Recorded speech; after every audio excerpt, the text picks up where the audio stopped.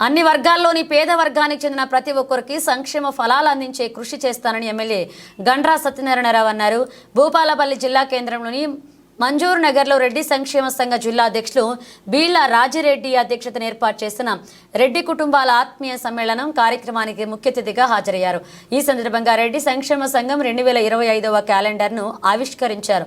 అనంతరం ఎమ్మెల్యే మాట్లాడుతూ తెలంగాణ రాష్ట్ర ప్రభుత్వం రాష్ట్రంలో 37 కార్పొరేషన్లు ఏర్పాటు చేసిందన్నారు. ఏది కూడా పేదవారికి సహాయం చేయాలనేటువంటి ఒక ఉద్దేశంతోనే మనం ప్రభుత్వం కానీ మనం ఉన్నాం.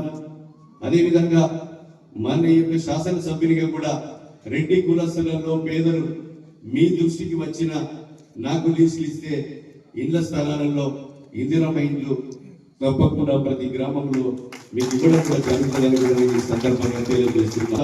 ఆలోచన చేసుకొని నాకు మీ యొక్క కార్యవర్గం పిలిచి ఆహ్వానించి మీరు తప్పకుండా ఉండాలని అంటే నేను ఇప్పటి సమయం కేటాయించి 11 గంటల నుంచి 10 గంటల నుంచి ఫోన్ చేస్తూ ఇంకా మంది రాలేదు ఆగమని చెప్తే ఆగి మీ సమయం వచ్చిన తర్వాత ఈరోజు పొంగిరెడ్డి శ్రీనివాసరెడ్డి 4 మంత్రులు అన్ని జిల్లా కలెక్టర్లతో జిల్లా అధికారులతో రివ్యూ సమావేశం 2 గంటలకు ఉంది కనుక మీ యొక్క సమావేశానికి హాజరై నేను ఒక బాధ్యత గల శాసనసభ్యునిగా మీరు రిప్రజెంటేషన్ ఇచ్చి నాకు ఈ సమావేశానికి రావాలని కోరడంతో మీ దగ్గరికి వచ్చి మీతో పాల్గొనే అవకాశం కల్పించినటువంటి నిర్వాహక కమిటీకి మరి హాజరైనటువంటి సభ్యులకి మనస్ఫూర్తిగా హృదయపూర్వక నమస్కారాలు, ధన్యవాదాలు, కృతజ్ఞతలు తెలియజేస్తున్నా.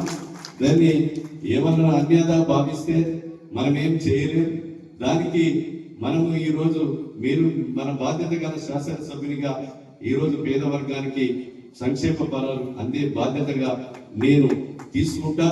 ఒకవేళ అవి అన్ని అమలయ్యేటువంటి బాధ్యత కూడా తీసుకుంటామని తెలియజేస్తూ వేదిక మీద ఉన్న పెద్దలకు ముందున్నటువంటి సోదరి మనులకు మరి విజ్ఞప్తి చేస్తూ సెలవు తీసుకుంటున్నాను. నమస్కారం. లేదు అతి త్వరలో ప్రకటించినటువంటి కార్పొరేషన్లకి డైరెక్టర్లను నియమించి నూతనంగా ఏదైతే కుల సంఘాలకు కార్పొరేషన్లు ఏర్పాటు చేయడం జరిగిందో ముదిరాజు కానీ రెడ్డి సంఘం కానీ ఇంకా చాలా కులస్తుల కార్పొరేషన్లు ఏర్పాటు చేసినటువంటి కార్పొరేషన్లకి విధి విధానాలు అతి త్వరలో రూపొందించే విధంగా ప్రభుత్వము ఆలోచనలో ఉంది.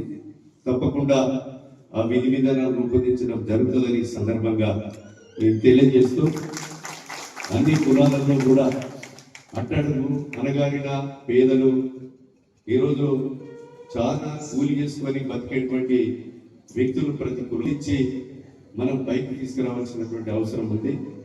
కనుక ఈరోజు మనము రెడ్డి కులంలో కానీ ఇంకా సమ్మట వర్గము 300 కులాలు ఉన్నాయి ఈ సమాజంలో. పేద వర్గాలు ఓటర్లో చిప్పులు కడిగే వాళ్ళు ఉన్నారు.